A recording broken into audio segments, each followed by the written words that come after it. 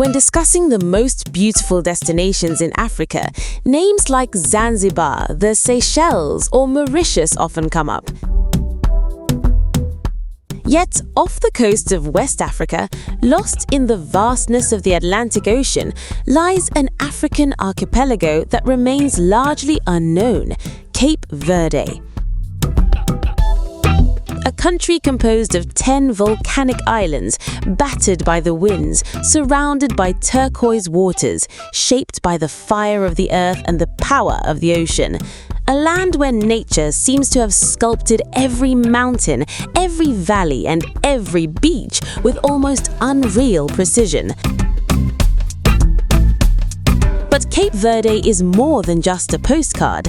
It is a land of resistance, a land that bears the marks of African history, marked by slavery, colonization, migrations, and the struggle for freedom. It is also the symbol of a people who, despite a challenging environment, have built one of the most stable and admired countries on the continent. Here, music tells the story of the people's soul. Every note of Morna, every dance, every tradition carries the memory of entire generations. Cape Verde is that island Africa that has learned to transform isolation into strength, scarcity into creativity, and hardship into dignity. In this documentary, we will explore its spectacular landscapes, its fascinating history, its vibrant culture, and the exceptional destiny of this small African giant. Welcome to Cape Verde, one of Africa's most beautiful jewels.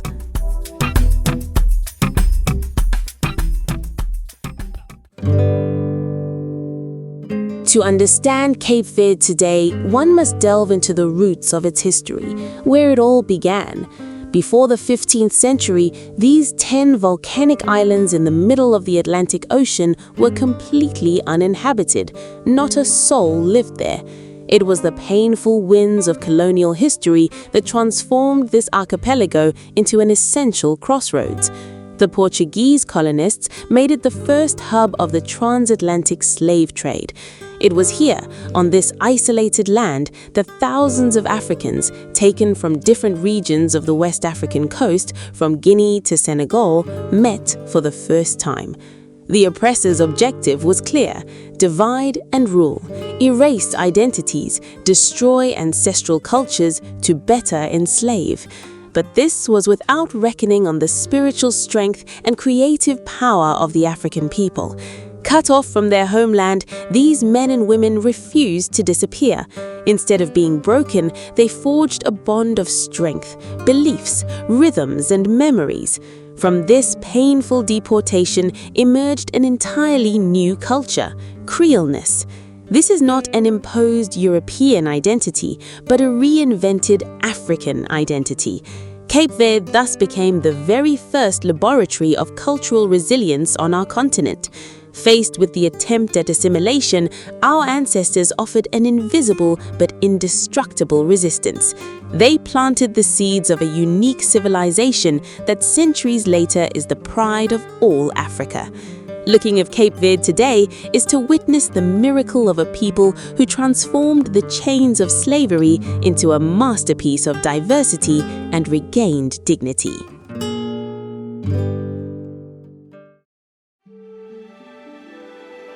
The most beautiful proof of this cultural resistance lies in the country's language, Criolo, or Cape Verdean Creole.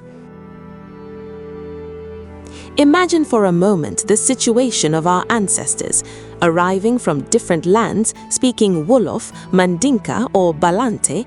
They had to find a way to communicate with each other, but also to hide from the master's ear.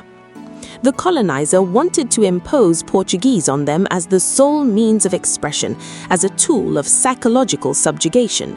But African ingenuity prevailed. By appropriating the vocabulary of the Portuguese language and blending it with the grammatical structures and deep syntax of West African languages, they gave birth to Criolo. Creole is not simply a patois or a linguistic byproduct. It is a language of struggle, freedom, and survival. It is the language in which strategies of revolt were whispered in secret. For centuries, the colonizer tried to denigrate it, to relegate it to the status of a second-class language reserved for the illiterate, but the people held firm. Today, Creole is the cement of the Cape Verdean nation. It is the language of the heart, the one that unites the 10 islands and the diaspora throughout the world. When a Cape Verdean speaks their Creole, all of West Africa resonates in their voice. It is a complete cultural victory. The colonizer's language remained administrative, but the language of the soul is profoundly and definitively ours. It is a masterclass for our entire continent on the importance of preserving and cherishing our mother tongues, for they are the last bastion of our spiritual sovereignty. One cannot tell the story of Cape Verde without mentioning one of the greatest giants of African history, a visionary whose thought still illuminates our continent, Amílcar Cabral. Born in Guinea-Bissau to Cape Verdean parents, Cabral embodies the organic and indestructible unity of our people. An agronomist by training, he used his knowledge to understand the African land, but above all, to understand the suffering of his peasant brothers and sisters in the face of Portuguese colonial exploitation. Cabral was not only a military leader who led the War of Liberation, he was a cultural theorist. He often said that national liberation is first and foremost an act of culture. For him, taking up arms wasn't enough. It was necessary to undergo what he called a mental reconversion, to re-Africanize, to reject the inferiority complexes instilled by the colonial school system, and to rediscover pride in our roots.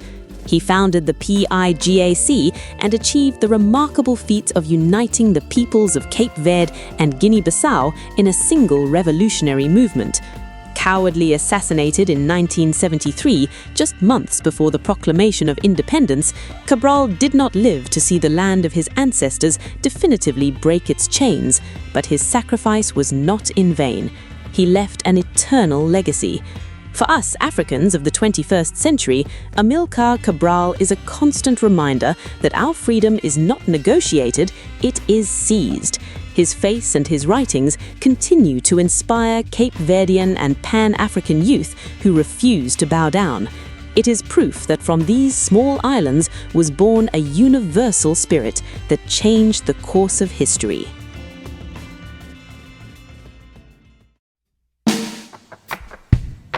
To feel the soul of this people, one must understand a word that has no equivalent in any other language, Sodade. This concept, made world famous by the melancholic voice of the late Cesária Évora, goes far beyond simple nostalgia. Sodade is a bittersweet feeling, a profound mixture of sadness in the face of absence and immense hope for return. It is a historical wound that has become poetry.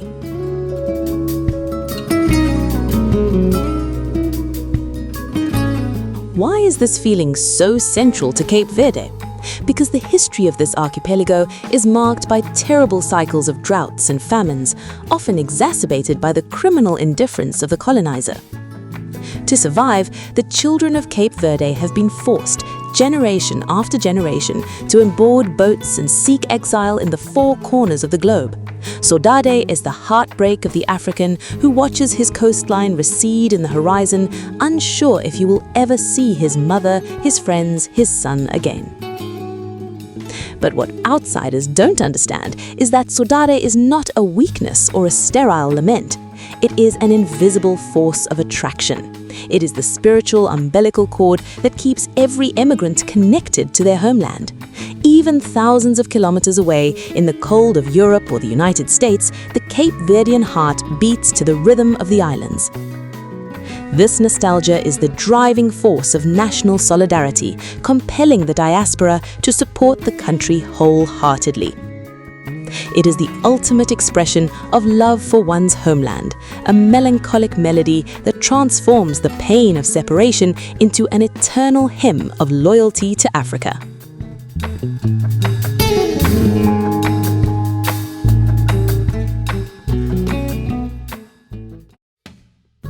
For a long time, colonial powers tried to isolate Cape Verde from the rest of Africa, attempting to convince the islanders that they were different, closer to Europe than to the continent.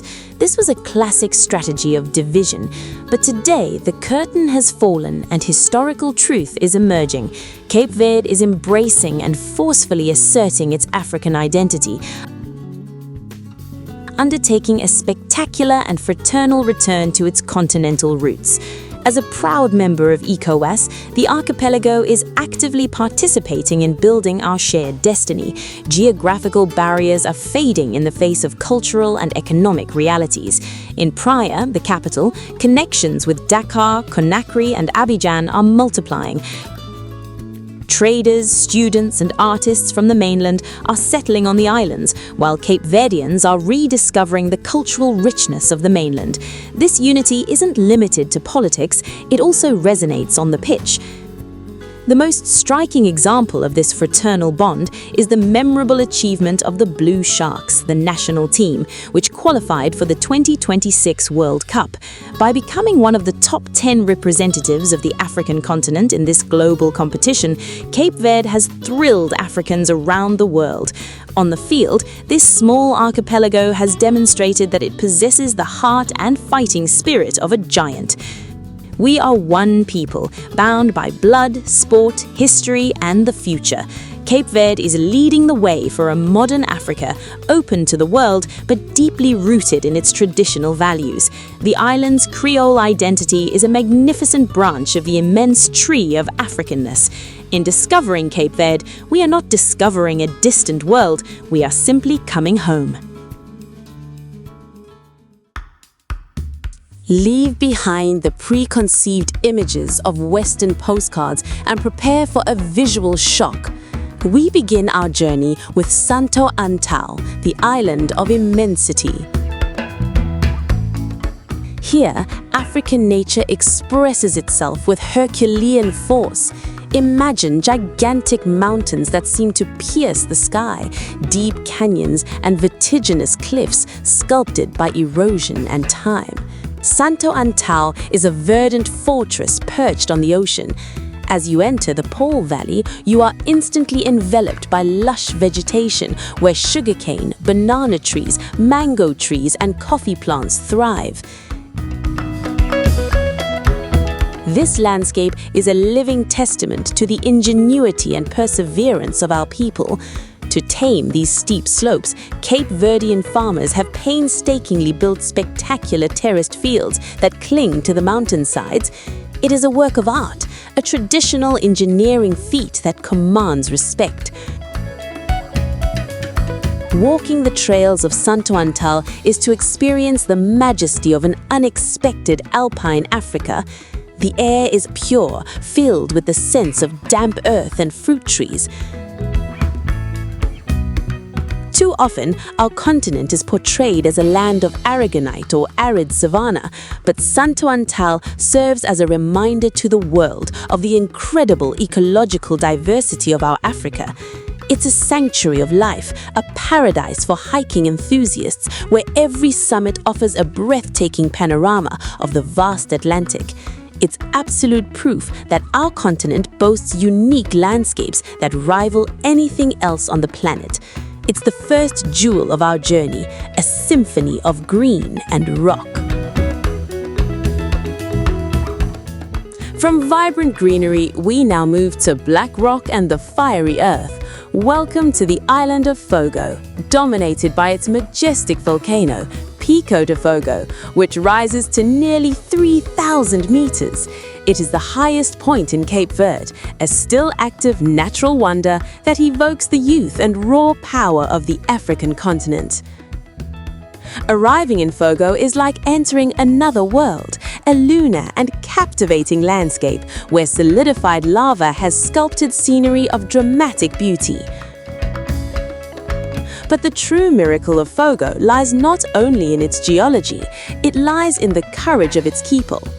Inside the great crater itself, in a village called Chá das Caldeiras, a community of resilient people has chosen to live at the foot of this monster. Despite successive eruptions that have sometimes destroyed their homes, they always return. Why? Because this volcanic land is exceptionally fertile. Here, our brothers and sisters cultivate fruit trees and, above all, a unique sesame, Fogo wine, manicom. Seeing these vines grow directly in the black ash under the blazing African sun is a life lesson. It is a symbol of African resilience. Where others would see only desolation and danger, our people find wealth, beauty, and life. Pico de Fogo is not a threat. It is a sacred neighbor, respected by all. It is a mystical experience that marks you forever. An unforgettable encounter between the fragility of humankind and the sovereign power of African nature. Let's leave the fire of volcanoes behind for the softness of the sand and the magic of the desert. Head to Boavista, the island of endless dunes. Here, the illusion is complete. You have the impression that the vast Sahara Desert has crossed the ocean to plunge directly into the turquoise waters of the Atlantic. Boavista is a geological work of art.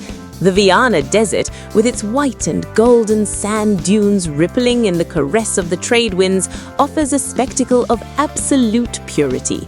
It's the calm after the storm, a space of silence and contemplation where time seems to have stood still. But Boavista also boasts a fantastic coastline of over 50 kilometers of pristine and wild beaches.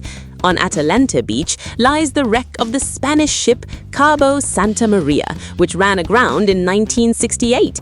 This rusted iron skeleton, battered by the waves on the desert sand, creates a mystical, almost surreal atmosphere that attracts travelers from all over the world. For us Africans, Boavista is a reminder of our intimate connection with the elements. The sand that travels from the mainland fertilizes these islands and creates unique ecosystems. The island is also one of the most important nesting sites in the world for loggerhead sea turtles. Protecting these beaches means protecting our shared natural heritage. Far from the mass tourism that disfigures the coastlines, Boavista preserves its wild authenticity. It is the poetry of emptiness, the magical encounter between the Sahara and the ocean, a magnificent landscape that demonstrates once again that our continent is a land of infinite contrasts and unsuspected beauty. After the solitude of the desert, let's head to the island of Sal, the most famous in the archipelago, but one we'll discover from a truly authentic perspective. Sal takes its name from the white gold that has been its source of wealth for centuries, salt. The highlight is Pedra de Lume, an extraordinary site located inside the crater of an extinct volcano. Seawater has seeped in over millennia, creating natural salt flats where the salt concentration is 20 times higher than that of the ocean.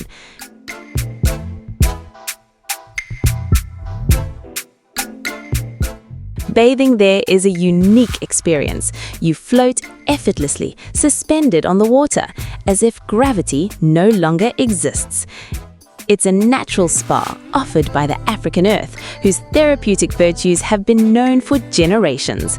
But Sal is more than just its salt flats. It is also home to Buracona, a natural pool of black volcanic rock where the ocean crashes in with a roar. At midday, when the sun's rays fall vertically into an underwater cave, the water glows with a magical turquoise blue, creating what the locals call the blue eye.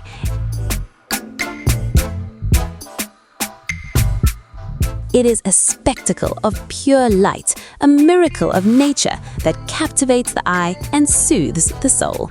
Sal reminds us that our continent possesses precious ecological treasures that it is our responsibility to value and share. It is not just a holiday destination for foreigners, it is a blessing from our land, a place where water, fire, and salt have combined to create a unique African wonder.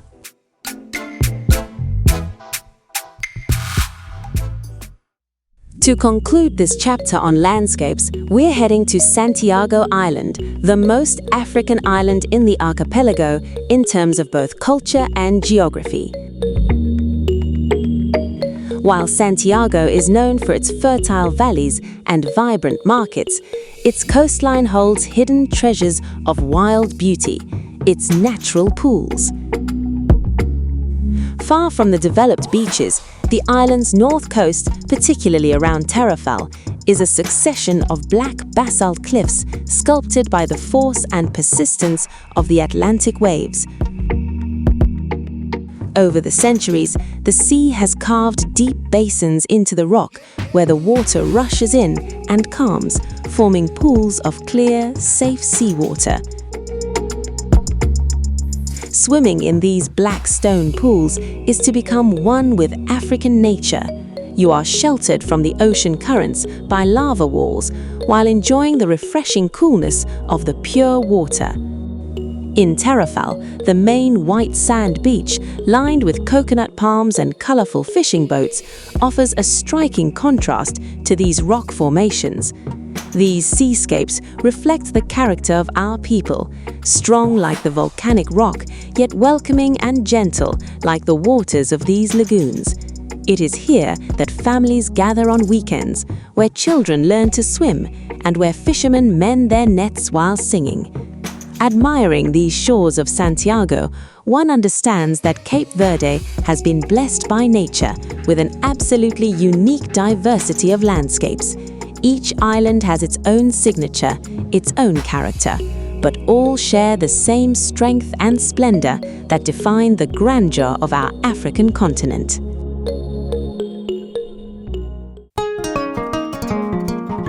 There are words that cannot be translated, but are experienced with the heart.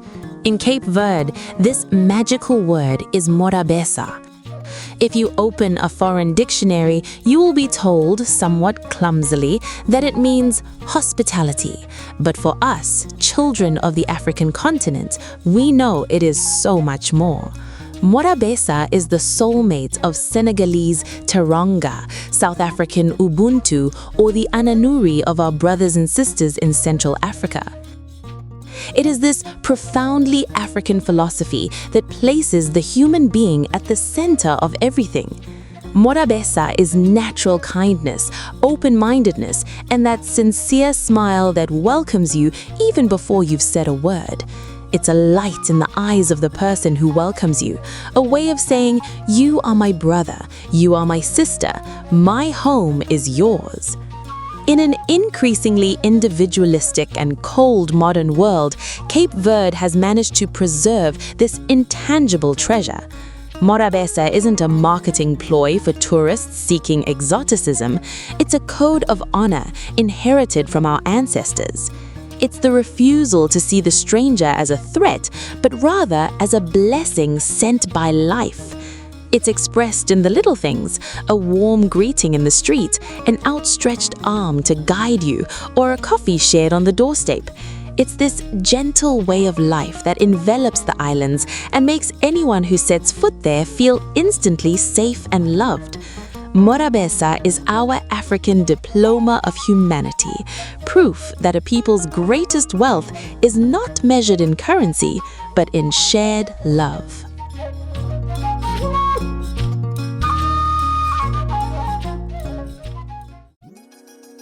To see Morabeza in action, you must leave the grand hotels and delve into the beating heart of the islands, neighborhood life, what Cape Verdeans call or Bairro.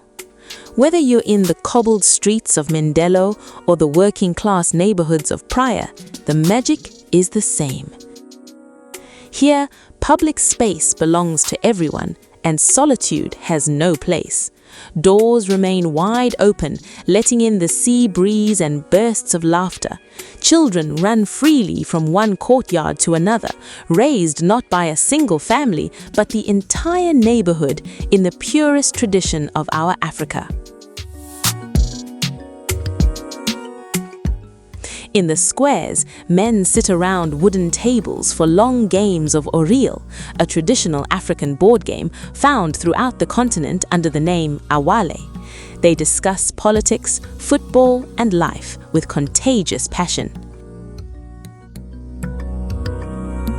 Nearby, women gather to braid the hair of young girls or chat about the latest news while music drifts from an open window. In the Bairro, everything is shared. If a neighbor is in need, the community mobilizes instantly. They don't wait for outside help. They practice immediate African solidarity. It is this vibrant and authentic human warmth that gives Cape Verdean cities their unique atmosphere. The neighborhood is an extended family, a bulwark against isolation, where the word neighbor is synonymous with brother. It is the heart of our identity, where life is always lived in the plural.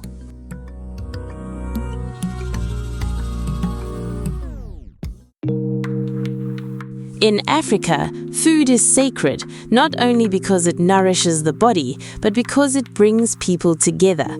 In Cape Verde, the ultimate symbol of this communion is Catchupa. It is the national dish, the king of the table, a recipe simmered for hours that tells the story of the archipelago all by itself. Based on corn, dried beans, cassava, and sweet potatoes, and enriched with meat or fish depending on one's means, Catchupa is a marvel of generosity. But what makes this dish exceptional is the way it is eaten. A Catchupa is never prepared for oneself alone. It is cooked in a huge pot because one knows that family, friends, or a passing traveler will come to sit down at the table. It is the quintessential dish of sharing. If you enter a Cape Verdean home at mealtimes, you won't be asked if you're hungry, you'll simply be offered a plate and a spoon. To refuse would be an affront to Morabeza. Around this table, social barriers crumble. Rich and poor eat the same corn, bless the same land, and share the same laughter. And the next day, the tradition continues with Catchupa frita, the leftovers of the dish refried for breakfast, often accompanied by a fried egg. Through its cuisine, Cape Verde celebrates its agricultural roots and its culture of solidarity. It's a humble yet regal table where the main ingredients will always be love for one's neighbor and the joy of being together. One of the strongest pillars of Morabeza, and one that loudly proclaims Cape Verde's African identity, is the absolute and sacred respect for elders. In our African cultures, the death of an elder is like a library burning, and the archipelago applies this truth daily. Grandparents, the avós, are never isolated or placed in distant retirement homes. They remain at the center of the home, at the heart of the family unit. They are the guardians of memory, the keepers of the island's history, those who lived through the difficult times of colonization and great droughts to give us the freedom we enjoy today. Their words are listened to with reverence, and their wisdom guides the decisions of the younger generation. They are often seen sitting on the doorstep observing the neighborhood, greeted with profound respect by every young person who passes by. It is the Cape Verdean grandmothers who pass down the secrets of traditional cuisine, herbal remedies, and the ancient tales that lull children to sleep. They are also the ones who maintain the spiritual and moral strength of the community. This unbreakable intergenerational bond is the backbone of Cape Verdean society. By honoring their elders, the Cape Verdean people ensure they never lose their roots or their moral compass. This is a magnificent lesson for the rest of the world. A society is not measured by the speed of its youth, but by the dignity and place it gives to those who paved the way before it.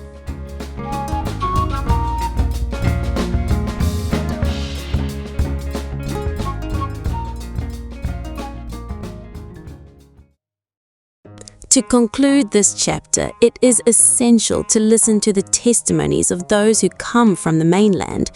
Ask a Senegalese, Guinean, Malian or Ivorian living in Cape Verde what they think of the welcome they received. They will all tell you the same thing. They have found a second home here. When our brothers from the mainland arrive in Praia or Mindelo, there is no culture shock because they instantly recognize the values of their own culture. They find the same warmth, the same sense of community, and the same respect for others. Language barriers quickly fade in the face of the universal language of the heart and African brotherhood.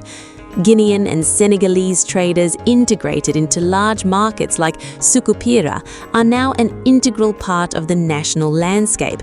They are not seen as strangers, but as brothers who have returned to settle in the family home. This capacity for integration is the most beautiful expression of Morabeza. It proves that Cape Verde is not a mentally isolated island, but a full-fledged member of the great Pan-African family. By opening their arms to their brothers from the continent, Cape Verdeans honor the vision of Amílcar Cabral, who dreamed of a united and cohesive Africa. Morabeza is the human bridge that the ocean has never been able to break. It is our shared pride, the cement of a continent that knows that hospitality is the noblest of virtues and the most beautiful face one can offer to the world.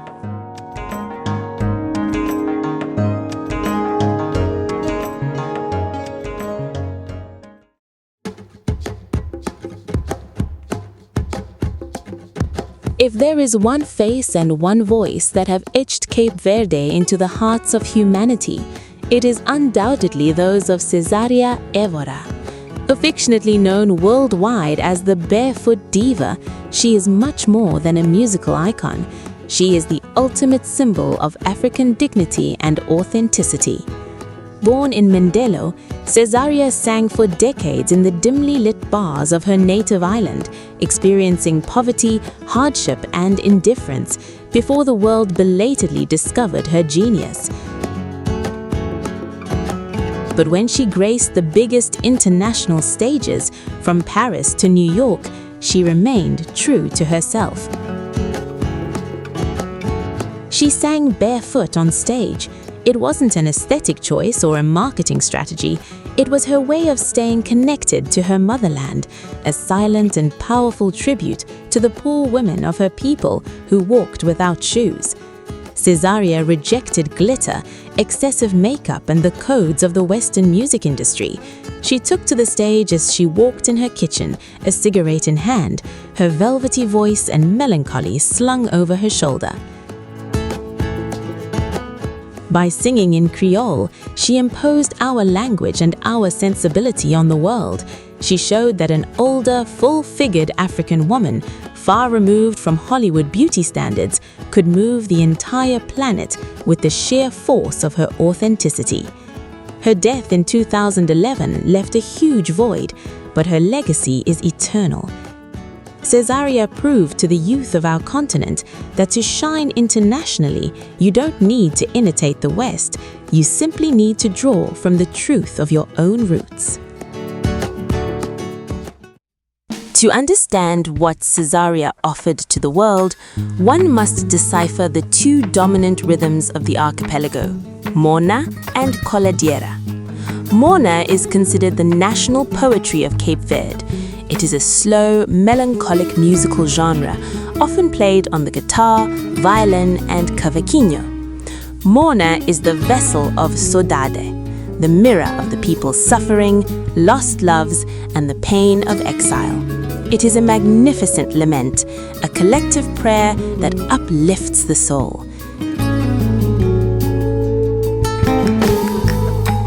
Listening to a Morna, even without understanding Creole, one feels the historical depth of this people.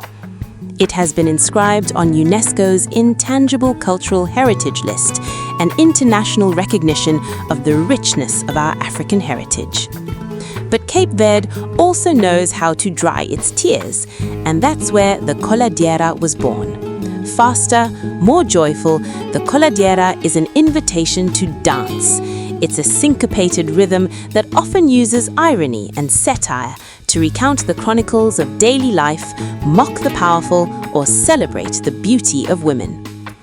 The coladeira is resilience in motion. It's proof that our people know how to transform sadness into the joy of living, that dance is our collective therapy in the face of life's difficulties. Morna and coladeira are two sides of the same coin, the yin and yang of the Cape Verdean soul. They remind us that music in Africa is not simply weekend entertainment, it's a historical logbook, therapy for the heart, and a cry affirming our humanity.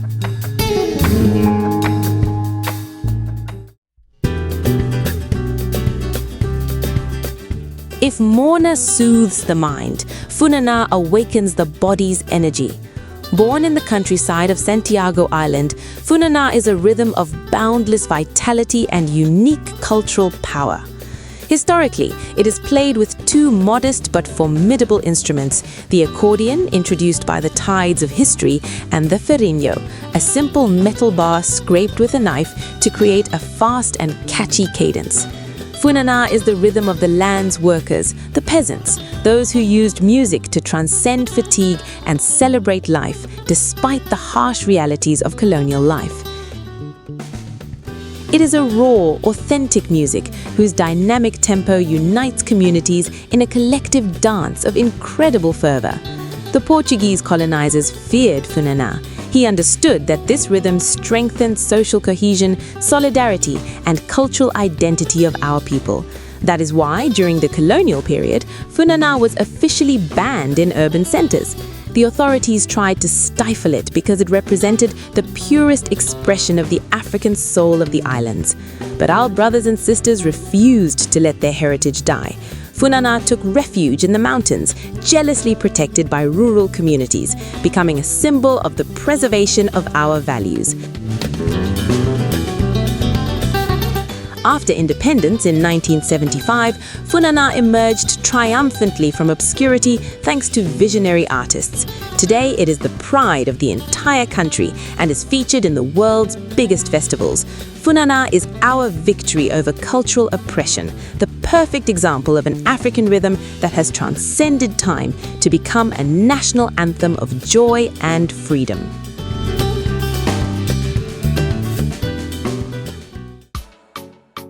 Cape Verde's musical history didn't end with its traditional icons. Today, a new generation of artists is reinventing the country's soundtrack while remaining proudly rooted in its African identity. Major artists like Mayra Andrade, Elida Almeida, and Dino de Santiago are captivating young people across the continent and in the diaspora. This new urban scene has grasped one essential truth: to be universal, you must be yourself. They blend Morna, Funaná, and Batuque with Nigerian Afrobeats, Ivorian Coupe Décalé, Angolan Kizomba, and global hip-hop with audacious flair. The result is a modern, fresh, and incredibly catchy sound that fills stadiums and dominates streaming platforms. Dino de Santiago, for example, uses the sacred rhythms of Batuque to create futuristic electronic music that celebrates Black identity and Creole culture. This new generation suffers no inferiority complex towards the West. They assert their belonging to the African continent, multiplying collaborations with artists from Lagos, Abidjan, and Luanda. Modern Cape Verdean music has become an incredible tool of soft power for our continent. It proves that our culture is not a museum frozen in the past, but a living organism that evolves, innovates, and dictates global trends. Listening to this new wave, one understands that Cape Verde continues to fulfill its historical mission, to be this vibrant musical bridge that unites the islands, the continent, and the entire world in a single fraternal dance.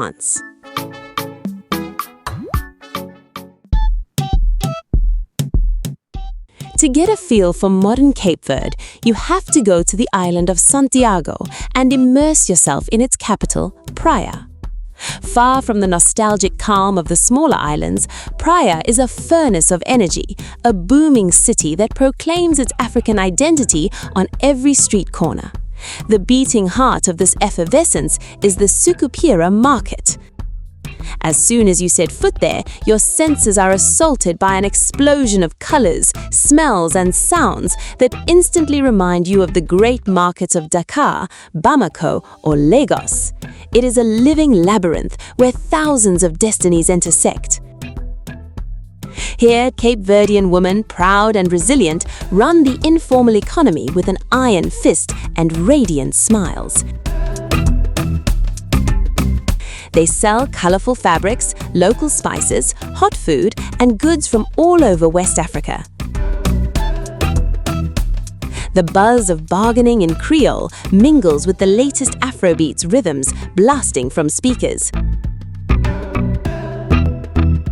Praia is also home to the Plateau, the historic district perched on a rocky promontory, where colonial architecture coexists with contemporary urban art. Young people are everywhere, dynamic, connected, and ambitious. They frequent cafes, create startups, and are reshaping the country's future. Praia never truly sleeps. It pulses with the rhythm of opportunities and encounters. Discovering this capital means understanding that Cape Verde is not just a sleepy postcard in the middle of the ocean, but a modern, proud, resilient African metropolis, where the heart beats of a people moving towards their destiny with their eyes wide open to the world.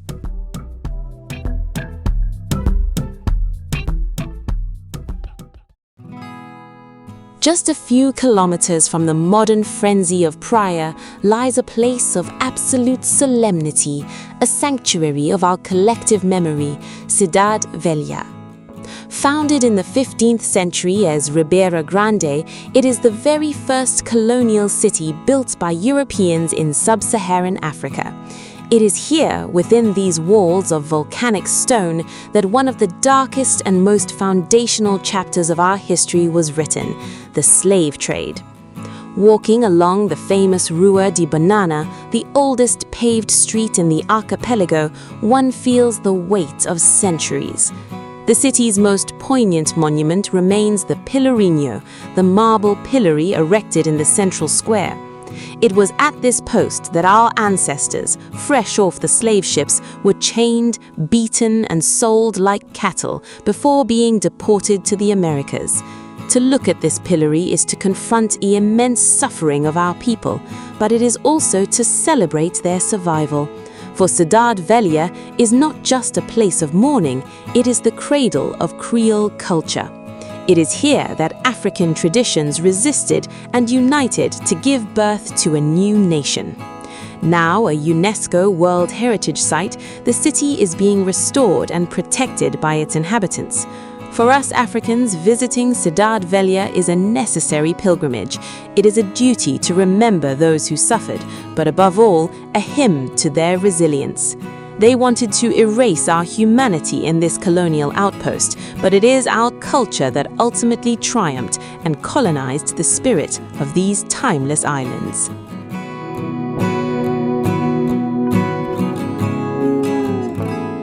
Let's leave the island of Santiago and fly to São Vicente, settling into the most romantic and artistic city in the archipelago, Mindelo. While Praia holds political power, Mindelo undeniably possesses the cultural soul of the country. Nestled at the end of a spectacular bay, considered one of the most beautiful in the world, Mindelo is a city of poets, musicians, painters, and dreamers. The atmosphere is radically different, imbued with a bohemian charm and natural elegance. The colonial facades in pastel colors, soft pink, saffron yellow, or sky blue, give the city a timeless appeal.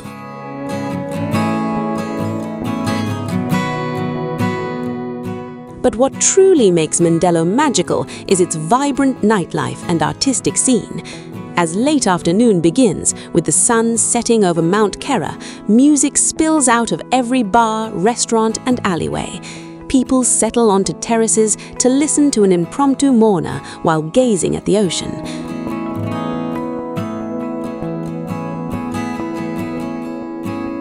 This is the birthplace of Cesária, Évora. Independent art galleries flourish, theatres thrive, and artisans transform salvaged materials into masterpieces.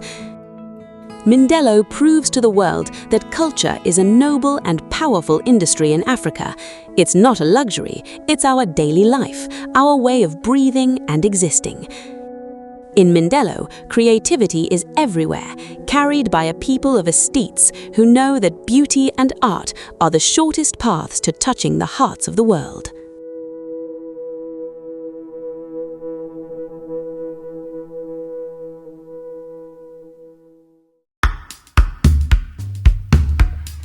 There's a time of year when Mindelo erupts into pure madness, a time when the city explodes in a firework display of creativity, rhythm and cultural pride, Carnival.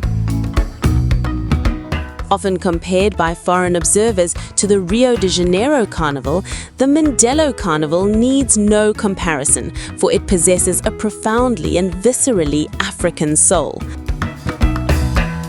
For months, in the secrecy of workshops in each neighborhood, communities mobilize. They build gigantic floats, sew thousands of extravagant costumes adorned with feathers, beads, and sequins, and rehearse the choreography to the point of exhaustion. On the big day, the city comes to a standstill. Tens of thousands of people flood the streets to watch the various carnival groups parade. The ground trembles beneath the dancers' feet and the heavy, syncopated rhythm of the drums. It is a celebration of beauty, youth, and collective strength. The themes of the parades are often political and social, using irony to critique the world or to celebrate African history and figures of freedom. The Mindelo Carnival is a catharsis, a moment when all social barriers crumble and the people reclaim the streets. It is a shining testament to the organizational and artistic genius of our people. This carnival is not mere entertainment, it is a major act of cultural affirmation, a joyful demonstration of strength that shows Africa knows how to celebrate with a dignity, rigor, and splendor that dazzles the entire world.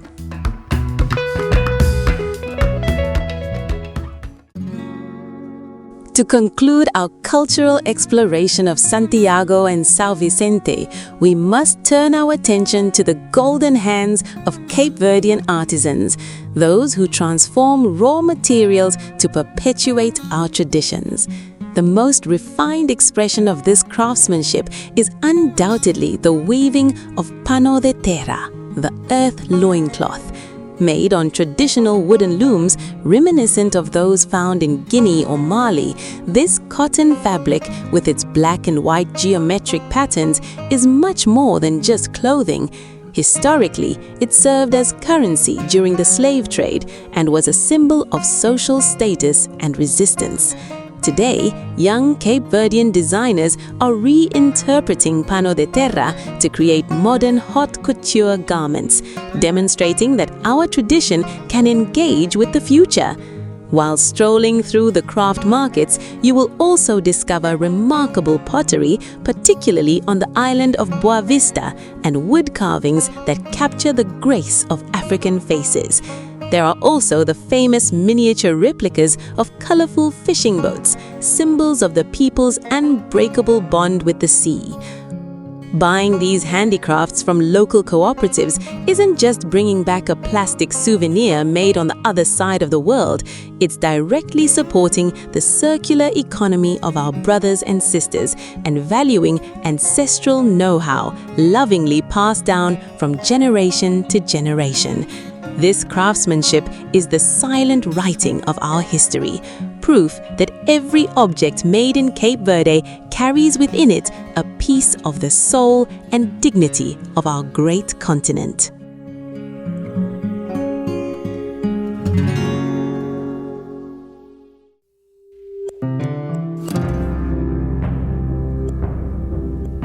Too often, the international media only shines its spotlight on our continent to film crises, conflicts, or instability. But today, Cape Verde stands before the world as a categorical refutation of all these Afro-pessimistic cliches.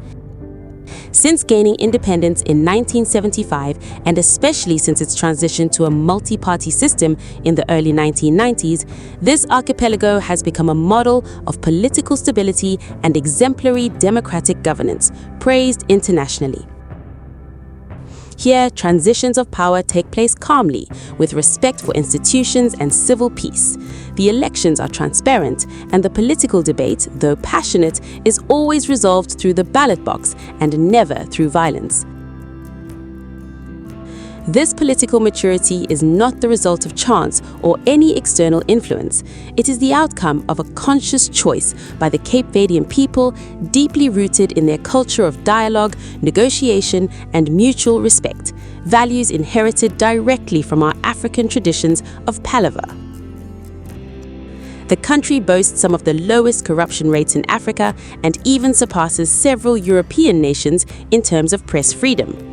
For us Africans, Cape Verde is an immense source of pride. It brilliantly demonstrates that our nations are fully capable of governing themselves with rigor, wisdom, and exemplary conduct. This stability is the foundation upon which all the island's economic and social development rests. It shows the rest of the world the true face of a modern Africa, a continent of peace, law, and institutional maturity, capable of forging its own path toward progress.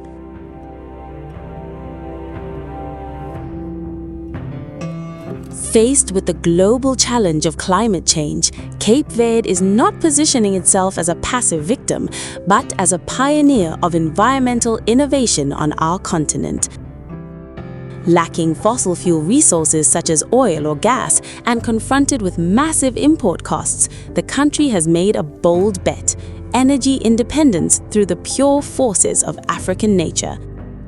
The government has deployed a visionary national strategy to transform its two greatest constraints into major opportunities: the powerful winds of the Atlantic Ocean and the generous sun that shines more than 300 days a year on the islands.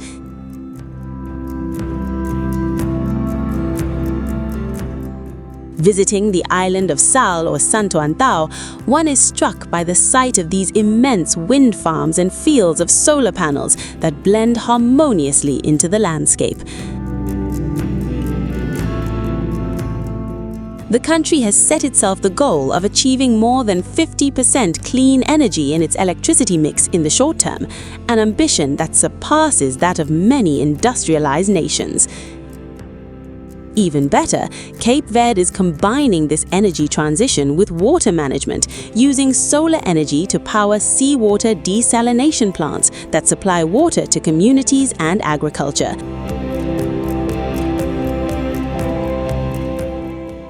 It is a model of a circular green economy conceived by African minds to address African challenges.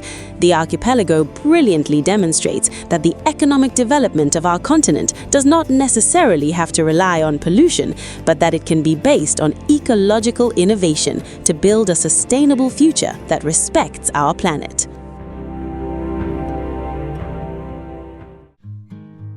Amílcar Cabral said that education and culture are the most powerful weapons for liberating a people. Cape Verde has taken this maxim to heart. From the day after independence, when the country desperately lacked infrastructure and skilled personnel, the state made public education the top priority for national reconstruction. The result of this proactive policy is spectacular today. Cape Verde boasts one of the highest literacy rates in all of sub-Saharan Africa, exceeding 90% among young people. In every village, even the most remote in the mountains of Santiago, there is a clean, well-equipped primary school, staffed by dedicated teachers.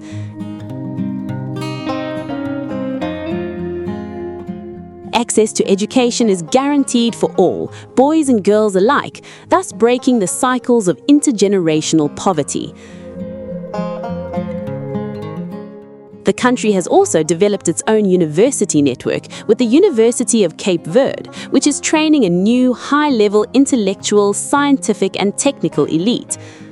For us, this success is crucial. It reminds the entire continent that Africa's greatest wealth does not lie dormant beneath its soil in the form of gold, diamonds, or oil. Our true treasure is our human capital. It is the minds of our children. By investing heavily in the intelligence of its youth, Cape Verde is securing its future and giving itself the means to compete in the global knowledge economy. This is a major political lesson. Building a strong nation does not begin with skyscrapers, but with the blackboards and classrooms.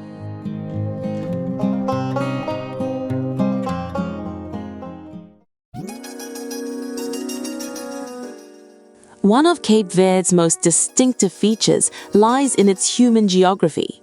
Today, more Cape Verdeans live outside the country's borders than on the archipelago itself. This diaspora is estimated at over 700,000 people, primarily residing in the United States, Portugal, France, and the Netherlands. But far from being a forced brain drain or a rupture, this emigration has become the country's greatest economic and geopolitical force, a perfect example of what diaspora engagement should be for the development of our Africa. This global community maintains a deep and unbreakable connection with its homeland.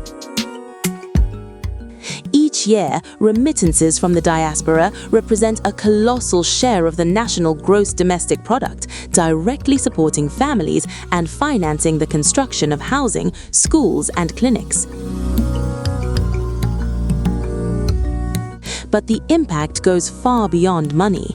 Emigrants return en masse to invest their skills, create businesses, open hotels, or contribute their medical and technological expertise. They are the country's cultural ambassadors, spreading the Creole language and the music of the islands throughout the world. This diaspora votes in national elections and actively participates in the country's democratic life through members of parliament who represent them directly. Cape Verde has achieved the remarkable feat of erasing physical distances to create a united transcontinental nation.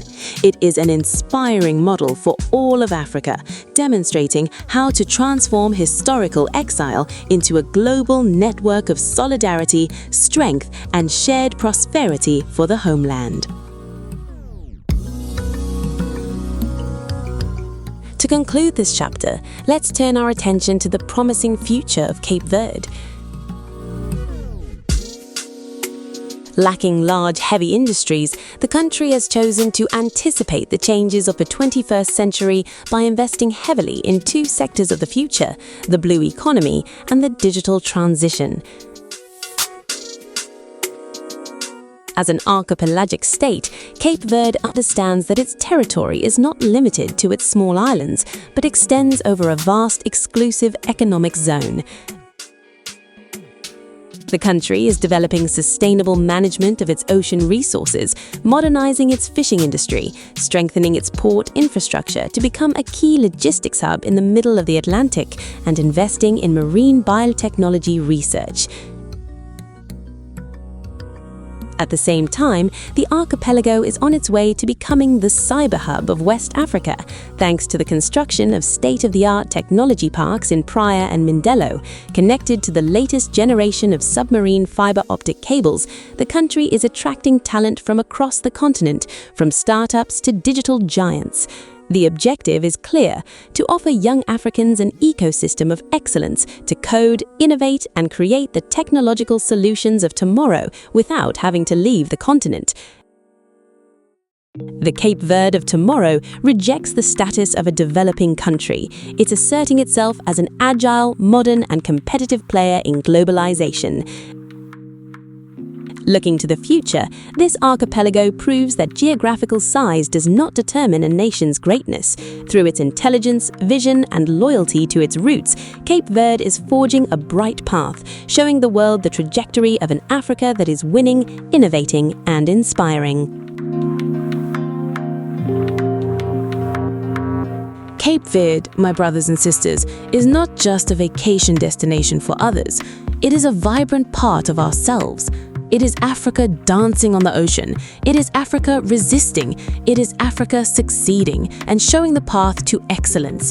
By discovering and sharing the story of these 10 magical islands, we finally reclaim our own narrative with our eyes, our hearts, and our regained dignity. So, what are you waiting for to explore our magnificent continent? Tell me in the comments which island made you dream the most. Don't forget to subscribe, like, and share this video to amplify the voice of our land. This was your channel, the showcase of our continent. See you soon for a new African adventure. Viva Cabo Verde! Viva Africa!